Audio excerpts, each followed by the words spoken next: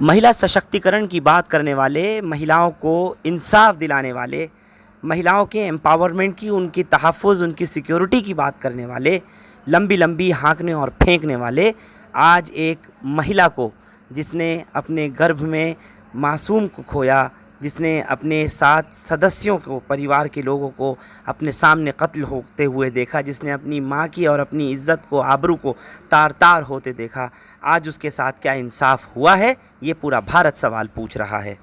दिन पहले लाल किले की प्राचीर पर खड़े होकर के जिस तरह प्रधानमंत्री नरेंद्र मोदी ने महिला सशक्तिकरण की और महिलाओं को उनके सम्मान की, उनकी आत्मरक्षा की जो बात कही थी, वो तमाम बेमायन नज़र आती है। उसी दिन 15 अगस्त 2022 को जब पूरा देश 75वां स्वतंत्रता दिवस मना रहा था, तभी आज़ादी के इस पर्व को मनाते दौरान एक खबर, दुखद खबर ये आती है कि बिल्किस के परिवार की हत्या करने वाले, बिल्किस के महज 5 महीने का जिसे गर्भ उस वक्त था, उसके साथ आबरू रेज़ी करने वाले, उसका गैंगरेप करने वाले 11 हत्यारों को और इन सभी मुजरिमों को गुजरात में भारतीय जनता पार्टी की सरकार, जिसके सरबराह खुद नरेंद्र मोदी प्रधानमंत्री देश की केंद्र सरकार चला रहे हैं, वहाँ रेमिशन की बुनियाद पर इनको सबको रिहा कर दिया गया। गुजरात के सब जेल से इनको निकालकर इनके फूल मालाएँ पहनाई गई, इन्हें मिठाई खिलाई गई। सबसे पहले सुनिए 8 दिन पहले का 15 अगस्त की सुबह का लाल किले की प्राचीर से प्रधानमंत्री का वो भाषण, जिसमें वो लंबे लंबे कसीदे महिलाओं के सशक्तिकरण के लिए, उनकी आत्मरक्षा के लिए, उनके हिफाजत और उनकी तहफ़्फ़ुज़ के लिए पढ़ रहे हैं।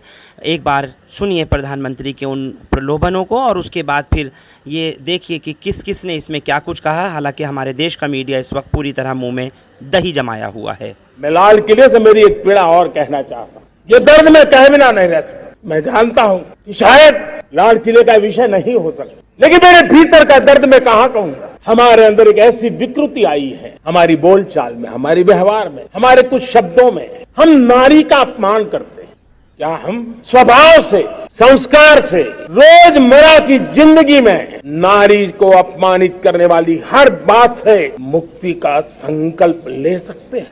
अब सवाल यह है कि बिल्किस या तो महिला नहीं है, देश की बेटी नहीं है, या फिर ये एक मुसलमान है। न्यायालयों की बातें सुन के ऐसा लगता है कि अरे बखैती तो ये लोग कर ही रहे हैं, मैं क्या करूं, फिर जॉब छोड़ दूं। आजादी के 75वें अमृत महोत्सव पर हमने बिल्किस के बलात्कारियों को आजाद कर उससे उसकी आजादी और न्याय छीन लिया। कानून इतना अंधा हो गया भाई साहब कि उसको इंसाफ भी नहीं दिख रहा। मैं कहती हूँ राष्ट्रवादी चश्मा उतारो और लेंस कार्ड से नजर का मंगवा लो, शायद सही गलत में फर्क दिख जाए। अब इन घटिया लोगों को मारला पहनाकर, इनको प्रसाद खिलाकर, इनकी आरती उतारकर अब भगवानों का अपमान नहीं कर रहे हो तुम, इनको उनकी तरह का सेम दर्जा देकर अब तुम्हारे सेंटीमेंट्स हर्ट ना हो रहा है। खैर चलो छोड़ो, एक तो वो औरत, ऊपर से वो मुसलमान, क्यों ही कोई इसके बारे में बात करेगा, क्योंकि औरत का सम्मान तो हम लोगों ने सिर्फ भाषणों तक सीमित कर रखा है। मैं कहती हूँ उसमें भी बोलने को रहने दो। क्या जरूरत है लड़कियों को होप्स देने की कि चलो अच्छा हो सकता है उनके लिए कुछ।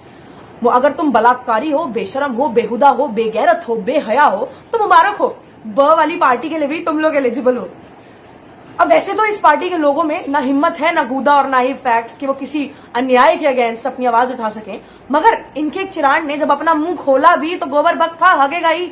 तो उसने ये कहा कि देखिए भाई साहब, ये जो लोग थे ये ब्राह्मण लोग थे, तो अब पता नहीं इन्होंने गलती करी होगी कि नहीं की होगी, तो मतलब संस्कार तो इनके अच्छे थे तो इनको जाना। इनकी बातें सुन के ऐसा लगता है कि मैं किसी दिन फिनाइल नहाया हूं, मतलब हार्पिक से कान धो लूं अपने, या रगड़ रगड़ के सब साफ कर लूं कि नहीं प्रभु, ये सब देखने के लिए नहीं पैदा किया आप लोगों ने मुझे। अगर एक 5 महीने की गर्भवती महिला का बलात्कार और उसकी 3 साल के बच्चे की हत्या करना संस्कार है, तो आग लगा दो अपने ब्राह्मणवाद को। नहीं मतलब तब तुम्हारा उच्चतम जाति वाला वो कहां गया कि भाई साहब हम नीची जाति को हाथ नहीं लगाएंगे। एक मुसलमान महिला का बलात्कार करते समय तुम्हारी प्योरिटी प्रदूषित नहीं हो रही थी? वैसे तो मैं कह लेती कि थोड़ी शर्म करो, अरे शर्म करो, थोड़ी शर्म करो, मगर फिर मुझे रियलाइज हुआ कि शर्म बेच के ही तो पार्टी का टिकट लिया होगा, है कि नहीं। और सम्मान की बात करके सिर्फ अपमान कर रहे हो।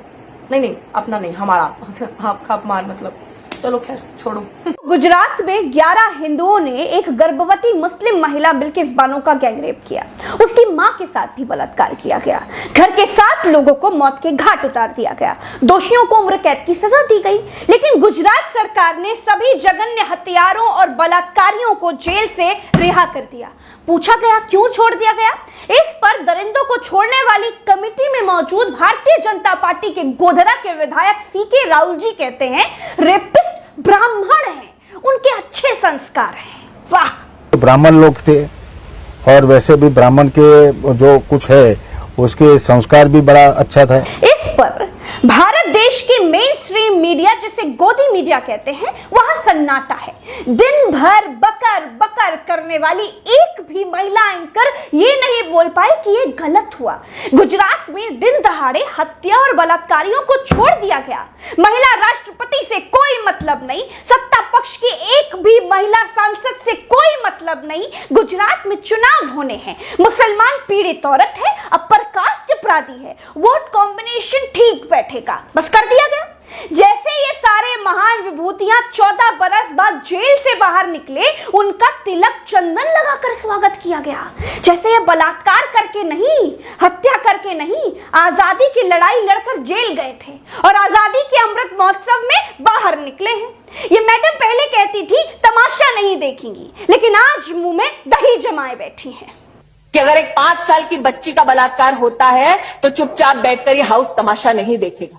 हाथियों के दांत खाने के कुछ और दिखाने के कुछ और होते हैं। दोस्तों, कोई बोले चाहे ना बोले, लेकिन मैं पूछती हूँ गुजरात सरकार से, मैं पूछती हूँ सुप्रीम कोर्ट से, मैं पूछती हूँ हाई कोर्ट से, मैं पूछती हूँ गुजरात के गवर्नर से, मैं पूछती हूँ देश की राष्ट्रपति से, ये हत्यारे, ये बलात्कारी मुरारी बापू की कथा सुनने के लिए गए थे क्या, जो चाल चलन देखकर छोड़ दिया गया?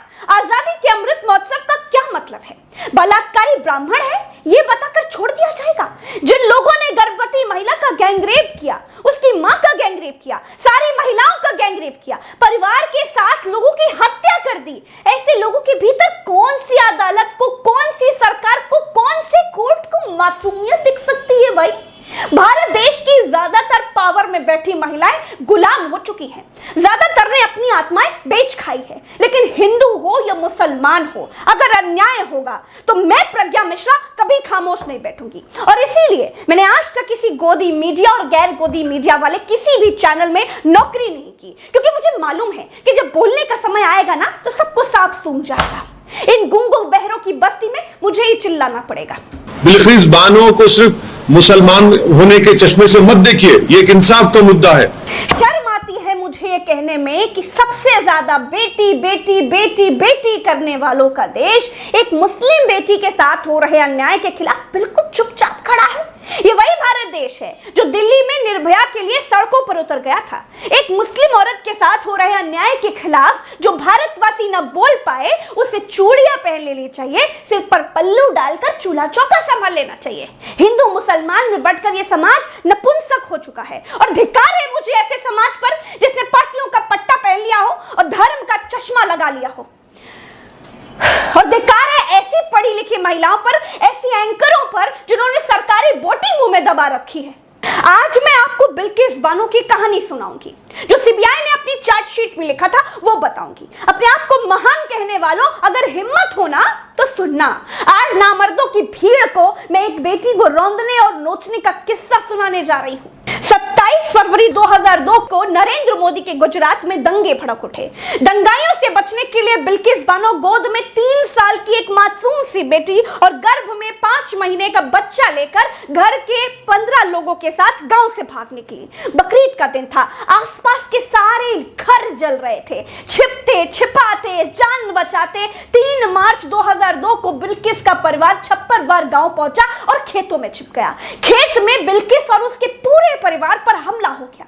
बिल्किस और 4 महिलाओं को पहले मारा गया, फिर सबके साथ बारी बारी रेप किया गया। इनमें बिल्किस की मां भी शामिल थी। परिवार के 7 लोगों को मार दिया गया। इनमें बिल्किस की छोटी सी बेटी भी थी। इस कांड के 3 घंटे के बाद बिल्किस बानो को होश आया। होश में आने के बाद उसने एक आदिवासी महिला से कपड़े मांगकर अपने शरीर को ढका। इसके बाद वो एक होमगार्ड से मिली जो उसे शिकायत दर्ज कराने के लिए लिमखेड़ा थाने लेकर गया। वहां दोषियों से साठगांठ किए बैठे कांस्टेबल सोमा भाई गौरी ने उसकी शिकायत दर्ज की। बाद में गौरी को अपराधियों को बचाने के आरोप में 3 साल की सजा मिली। बिल्किस को गोधरा रिलीफ कैंप पहुंचाया गया और वहां से मेडिकल जांच के लिए अस्पताल ले जाया गया। उनका मामला राष्ट्रीय मानवाधिकार आयोग पहुंचा। सुप्रीम कोर्ट ने सीबीआई जांच का आदेश दिया। सीबीआई की विशेष अदालत ने 2008 में 11 लोगों को दोषी ठहराया, सबको उम्र कैद की सजा दी गई। बाद में बॉम्बे हाई कोर्ट ने इस सजा पर अपनी सहमति की मुहर लगाई। पुलिस ने अन्याय किया, कोर्ट ने सजा दी। डॉक्टर ने झूठी रिपोर्टें बनवाई, उनको सजा मिली। पूरा सिस्टम मिला हुआ था। फिर भी बिल्किस बानो बहादुरी से लड़ी और जीती भी। लेकिन अब राजनीति फिर से इस मोड़ पर आ गई है कि फिर से उन दरिंदों को जेल से बाहर निकालकर टीका चंदन किया जा रहा है, हैवानों का तिलक लगाया जा रहा है। दोस्तों, उम्र कैद की कैदी की सजा जब 14 साल की पूरी हो जाती है तो उसके अपराध को देखते हुए जेल में व्यवहार वगैरह के आधार पर उनकी सजा घटाई जा सकती है। अगर सरकार को ऐसा लगता है कि कैदी ने अपने अपराध के मुताबिक सजा पा ली है तो उसे रिहा भी कर दिया जा सकता है। कई बार कैदी को गंभीर रूप से बीमार होने के आधार पर छोड़ दिया जाता है। ये प्रावधान है। इस प्रावधान के तहत हल्के जुर्म के आरोपों में बंद कैदियों को छोड़ दिया जाता है। संगीन मामलों में ऐसा बिल्कुल नहीं होता है। तो क्या गुजरात सरकार और भारत देश के सुप्रीम कोर्ट को, हाँ वही सुप्रीम कोर्ट जो कभी बात बात पर स्वतः संज्ञान लिया करता था, क्या उसे लगता है कि 7 लोगों का कत्ल करने वाले, गर्भवती से बलात्कार करने वाले, मां से बलात्कार करने वाले अपराधी हल्के जुर्म में बंद थे? या फिर बीजेपी का विधायक ही ठीक कह रहा है कि बलात्कारी तो ब्राह्मण लोग थे, ब्राह्मण लोगों के संस्कार अच्छे थे, इसीलिए छोड़ दिया गया? एक नागरिक के तौर पर यह समय अमृत महोत्सव का नहीं, शर्म के महोत्सव का है। गुजरात में 21 साल की एक महिला के साथ 11 लोग मिलकर सामूहिक बलात्कार करते हैं। तब महिला 5 महीने के गर्भ से थी। बलात्कारियों का मन नहीं भरा तो महिला की मां का भी बलात्कार किया। इतने से भी मन नहीं भरा तो परिवार के 7 सदस्य, जिसमें 3 बच्चे शामिल थे, उन्हें मौत के घाट उतार दिया। कोर्ट ने उन्हें फांसी देने की बजाय उम्र कैद में दी, लेकिन भाजपा की सरकार का मन पसीज गया। और आज पता लगता है, जब मिठाई बंट रही होती है, भाजपा के कार्यकर्ता मिठाई बांटते हैं और खाने वाले कौन थे मालूम है? यही 11 सामूहिक बलात्कार और हत्या के दोषी, जिन्हें भाजपा की गुजरात सरकार ने रिहा किया है। भाजपा के कार्यकर्ता मिठाई बांट रहे थे और वो खा रहे थे। ये पहली बार नहीं हुआ। जम्मू के कठुआ में 8 साल की बेटी का बलात्कार होता है तो ये भाजपाई बलात्कारियों के समर्थन में वहां पर जुलूस निकालते हैं। उत्तर प्रदेश के उन्नाव में इन्हीं का विधायक बलात्कार करता है और पूरी भाजपा से बचाने की कोशिश करती रहती है। यही हाथरस में होता है। खोखले भाषण कब तक प्रधानमंत्री जी आपके इस देश की आधी आबादी सुनती रहेगी कि आप वहां से तो कहते हैं बहुत हुआ महिलाओं पर वार, बेटी बचाओ, और यहां पर आप बलात्कारियों को एक के बाद एक बचाने का, संरक्षण देने का आपका काम आपकी सरकारें कर रही हैं। आप कहते हैं केंद्र की सरकार क्या कर सकती है, ये गुजरात की सरकार का फैसला है। किसे मूर्ख बना रहे हैं? किसकी सरकार है केंद्र में, किसकी सरकार है भाजपा के गुजरात में? चुल्लू भर पानी में नहीं कहूंगी, जिस कीचड़ के अंदर भाजपा का कमल खिल रहा है ना, थोड़ी भी शर्म बची हो तो उस कीचड़ में डूब मरिए। हर देश की आधी आबादी देख रही है, हर भाई देखे, हर बेटी का पिता देखे कि कैसे सरकार को आप वोट देते हैं, जो सरकार सामूहिक बलात्कार करने वाले हमारी बेटियों और बहनों को इस तरीके से नोचने वालों को बाइज्जत बरी कर देती है। और इतना ही नहीं, मिठाई और लड्डू बांटती, खाती और खिलाती है। तो सुना आपने, ये जितनी भी महिलाओं को आप सुन रहे थे, ये तमाम नॉन मुस्लिम्स हैं। ये कोई मुसलमान नहीं है, लेकिन उस मुस्लिम बहन का, उस देश की लाडली, उस बेटी का, बिल्किस बानो के आज समर्थन में ये सब सड़कों पर उतर रही हैं। लेकिन हैरत होती है उस भोंपू और भाड़ मीडिया की दलाल पत्रकारों के ऊपर। जिस तरह से प्रज्ञा कह रही थी कि सारा दिन बैठ कर के बकर चकर करती रहती हैं, कोई भी एक भी इस मुद्दे को नहीं उठाना चाहता और ना ही ये देखना चाहता कि किस तरह से बिल्किस बानो के साथ वो दरिंदगी हुई थी, जिसको लेकर के आज सब खामोश हैं, अपने मुंह में दही जमाए हुए हैं।